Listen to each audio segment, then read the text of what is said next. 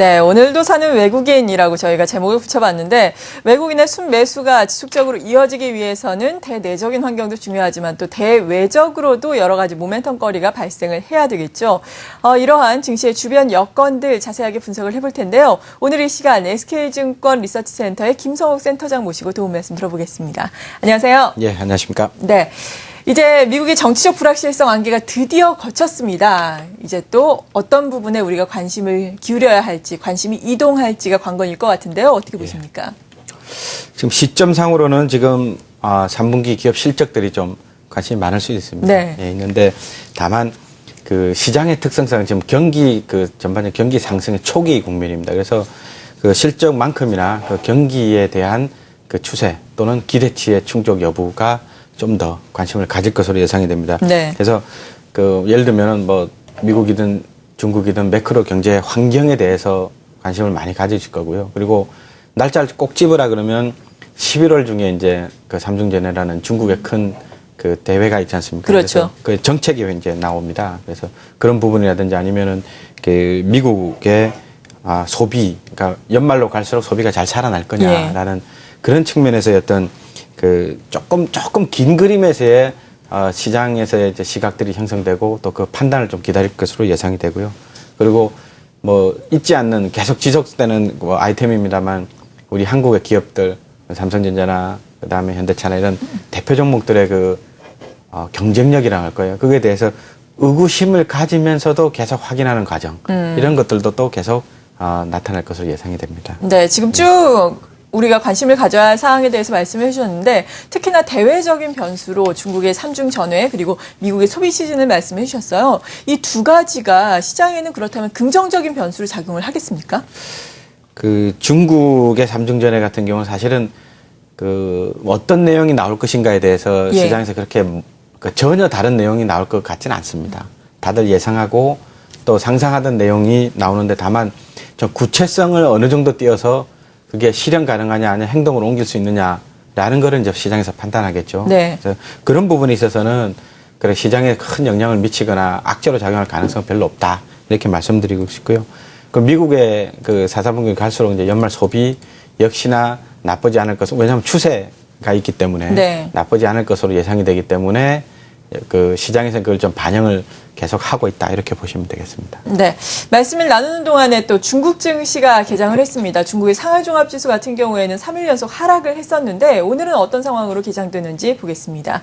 네, 강보합권에서 문을 열고 있습니다. 0.01% 아주 소폭의 상승세 2188.71을 시초가로 시작하고 있습니다.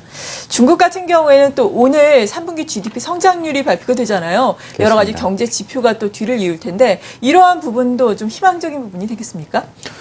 지금 그 GDP 성장 3분기 성장률이 이제 7.8% 정도죠. 그래서 컨센서스인데 그 또 대부분의 또 다른 컨센서스가 그걸 달성할 거라는 또 컨센서스입니다. 예, 그래서 이제 사실 이 중국 시장 또는 중국의 경제 성장을 보는 시각이 사실 크게 양분화되어 있습니다. 무슨 말씀이냐면 과연 그 안전 성장이라는 게 달성될 거냐라는 부분에 있어서 사람들이 좀 불안하다. 그래서 중장기적으로는 경착륙의 가능성이 아직도 높다 이렇게 보는 시각이 있습니다. 네. 그래서 지금 그런 점을 고려할 때 중국 성장 예를 들어 7.8%가 달성됐다는 얘기는 사실은 그 나쁜 뉴스가 아닙니다. 좋은 뉴스입니다. 그럼에도 불구하고 뭐 일단에 또는 시장 일각에서는 그건 또 길게 봐야 되는 거 아니냐라는 시각이 형성될 수 있다는 측면인데요. 또 결론적으로 말씀드리면은 성장이 달성될 가능성이 높고 또 시장에서 나쁘지 않다. 영향이 나쁘지 않게 미칠 것으로 예상이 됩니다. 기타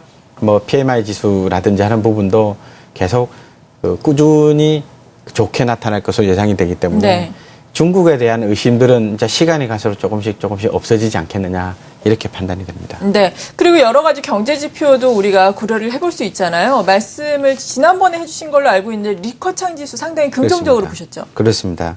리커창 지수 특징이 이제 예를 들면 GDP는 3개월마다 나오지 않습니까? 그래서 뭐 시차도 좀 있고 하는 부분인데 그 리커창 지수는 이제 월말로 나오는 또는 그 만슬리로 나오는 데이터입니다. 그래서 그 신속성이라든지 정확성이 좀 기대를 할 수 있는데 여전히 리커창 지수에 대해서는 소위 말하는 바텀아웃이죠. 바닥치고 올라가는 모습 그것이 예상이 됩니다. 그래서 그런 점 등을 고려할 때 중국의 그 실질 경제 성장은 바닥치고 나쁘지 않게 올라가고 있다라는 측면에서 시장에 대해서 영향을 좀 긍정적으로 미칠 것으로 예상이 됩니다. 네.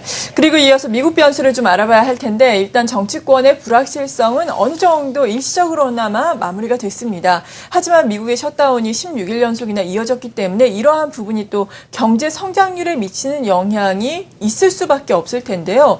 이에 따라서 미국의 경기 모멘텀이 좀 늦춰지지 않겠느냐라는 우려감도 있거든요. 여기에 대해서는 어떻게 생각하세요? 예, 있을 수는 있죠. 예, 있을 수 있습니다. 네.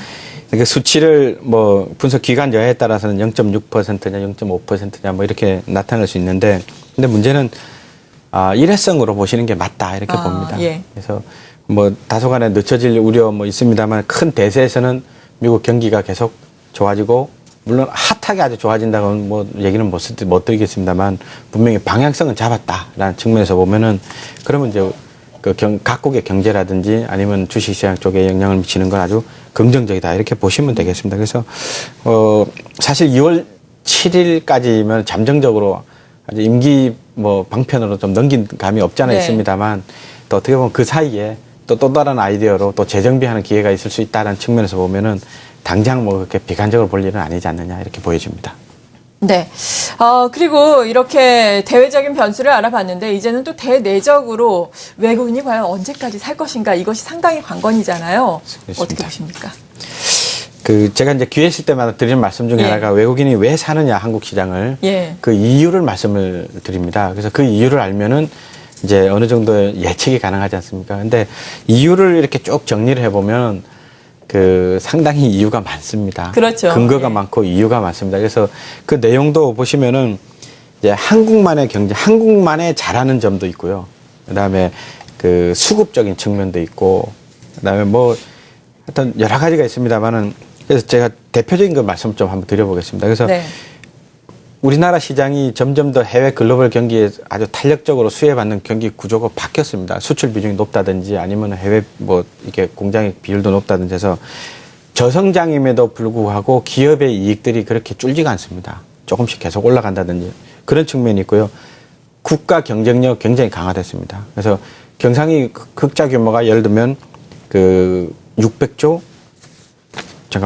달러죠. 600억 달러 정도 예상이 되고요. 그래서 그런 측면을 등등 고려해 보면은 굉장히 타국에 비해서 확실하게 차이가 나고요. 근데 환율 부분을 제가 기회 되면 더 말씀드리겠습니다. 환율 부분이 내려가는 게 과연 한국의 악재냐는 부분인데 과연 악재로 지금은 악재는 아니다라는 측면입니다. 왜냐하면은 경쟁력이 살아있는 데서 환율의 강세, 그러니까 원화 강세죠. 환율 하락은 외국인들로 하여금 오히려 투자 요인으로 작용할 수 있습니다. 그래서 그런 점들을 고려할 때 주가의 상승 추세는 아직도 남아있다. 단지 이게 얼마 규모가 들어올 것이냐는 문제는 제가 지난번 말씀드린 수치로 대신할 수 있습니다. 왜냐하면 2004년도에 외국인의 지분율이 44% 정도 됐습니다. 근데 지금 35%밖에 안 되거든요. 그래서 상당히 상승 여력 또는 지분율 1%가 한 10조 이상의 규모입니다. 그래서 44%까지 당장 달려가지는 않겠습니다만 업사이드 포텐셜이라는 측면에서 보면은 아직도 많이 있다라고 볼 수 있습니다. 그래서 그런 측면을 보면은 절대 금액도 중요하지만 기간적으로 계속 우리나라가 또 방금 말씀드린 이유가 언제든까지 지속되는가에 따라서 자금은 계속 들어올 수 있다.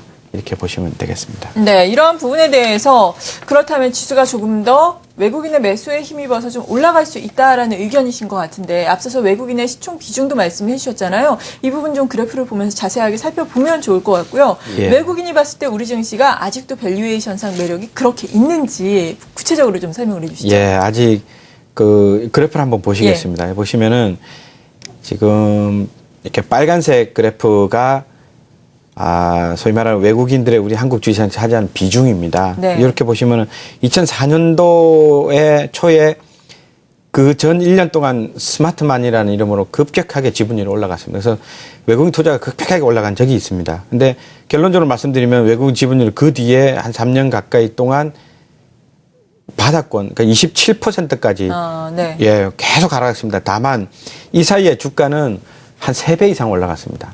그래서 무슨 말씀드리고 싶냐면 이때 중국 경기의 모멘텀, 여기서 말하는 중국은 이제 그때 당시는 글로벌 경기의 대표 주자였기 때문에 그래서 글로벌 경기의 호재를 우리나라가 한 몸에 받았다는 시기입니다. 그래서 이 당시를 앞두고 스마트 마니가 많이 들어왔다는 측면인데 이거를 지금으로 빗대어서 견주어서 보면은 앞으로 글로벌 경기가 좀 더 자생적으로 회복한다 그러면 유사한 모양으로 나타나지 않겠느냐라는 게 지금 추측입니다. 그래서 이런 부분을 고려할 때 비록 44%라는 지분율까지는 가지 못하겠지만 네. 지금의 35% 수준은 평균적으로 보나 그래서 상당히 낮은 수준이다라는 걸 예측할 수 있습니다. 그래서 남은 숙제는 그렇습니다. 뭐 수급도 중요하고 다 중요합니다만은 이 글로벌 경기 회복세가 어느 정도 이어지느냐에 따라서 자동적으로 외국인 자금이 여전히 많이 들어올 수 있다는 측면이고요.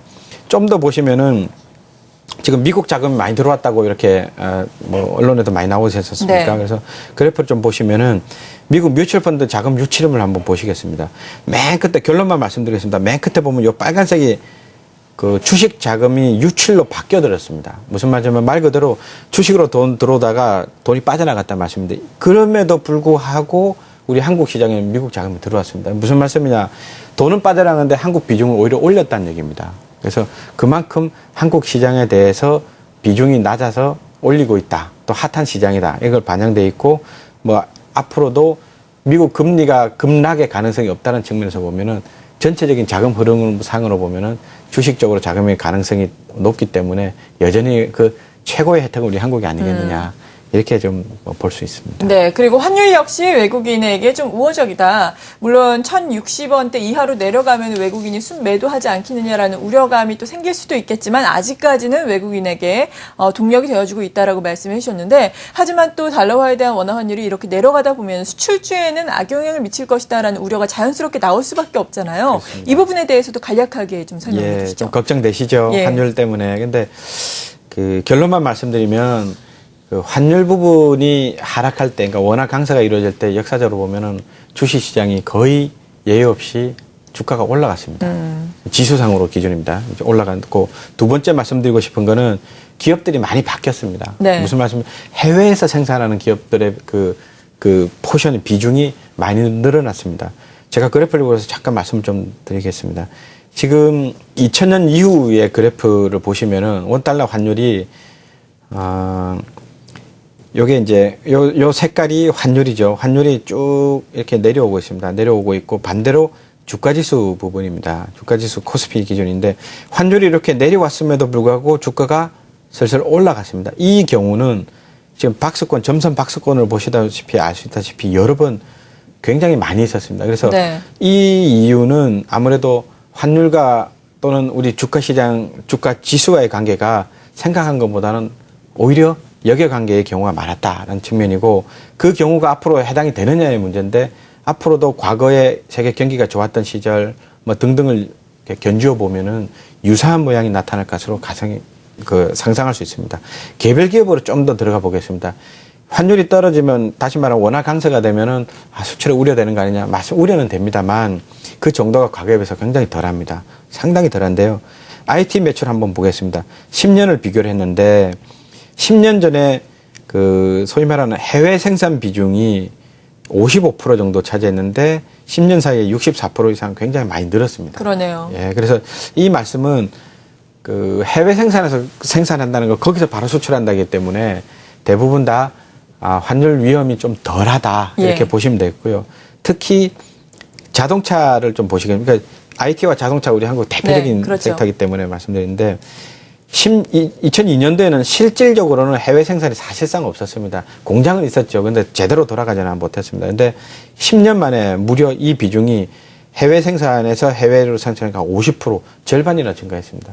그러니까 바로 말씀 그대로 거기서 생산을 거기서 파는 게 다양화되어 있고 다변화되어 있다는 측면에서 보면은 환율에 대한 노출도가 과거에 비해서 상당히 줄었다. 네. 이렇게 보시면 되겠고요. 그에 따라서 우리 이제 균형 환율이라 그러죠.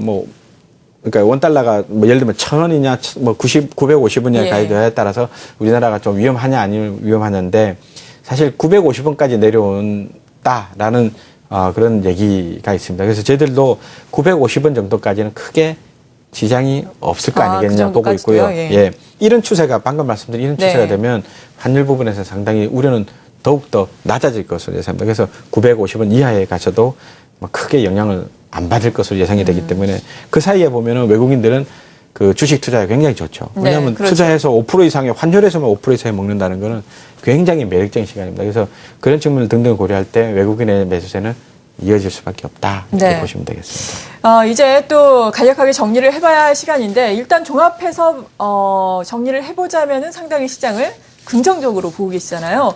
그런데 여기에서 또 소외가 된 개인 투자자들도 있을 거란 말이죠. 예를 들어서 최근에 중소형주가 키 맞추기를 대형주에 비해서 못하고 있는데 이 부분만 가지고 계신 분들도 있을 테고요. 이런 분들을 위해서 지금 포트폴리오 재조정을 한다면 어떻게 해주시겠어요? 지금 그 외국인 장세가 되다 보니까 예. 외국인에 맞는 종목만 올라가는 현상이 벌어졌기 때문에 고민이 많이 있을 텐데요. 근데 포인트는 그렇습니다. 지금 그 당분간은 외국인 선호주가 올라갈 게 사실입니다. 그거는 가능성이 매우 높은데요. 근데 전체적으로 볼 때 뭐 바이 코리아적 입장이라면 그럼 결국은 많이 올라가나 밸류에이션이 좀 높아진 종목들에 비해서 상대적으로 싸 보인 종목으로 여전히 순환매의 가능성이 높습니다. 그래서 뭐 개인 투자자 입장에서는 잘 아시는 종목, 자신 있는 종목에 네. 대해서는 좀 기다려셔도 될 것 같습니다. 그래서 그런 측면에서 보면은 전체적으로 보면 순환매 양상이 될 것이다라는 측면에서 활용을 하셔가지고 여전히 뭐 단지 뭐 그 경기 관련주로의 뭐 매기가 쏠림 현상은 앞서 말씀드렸다시피 그 기업의 실적과는 관계없이 글로벌 경기가 상승 초기인 점을 감안하면은 유동성의 힘으로 좀 올라갈 수 있다는 측면은 좀 조금은 기다리셔야 될 것 같습니다. 그런 측면에서는요. 예. 그래서 감안해서 투자를 좀 활용하시면 되겠습니다. 네, 잘 알겠습니다. 마켓 시선 SK증권 리서치센터의 김성욱 센터장으로부터 말씀 들어봤습니다. 감사합니다. 감사합니다.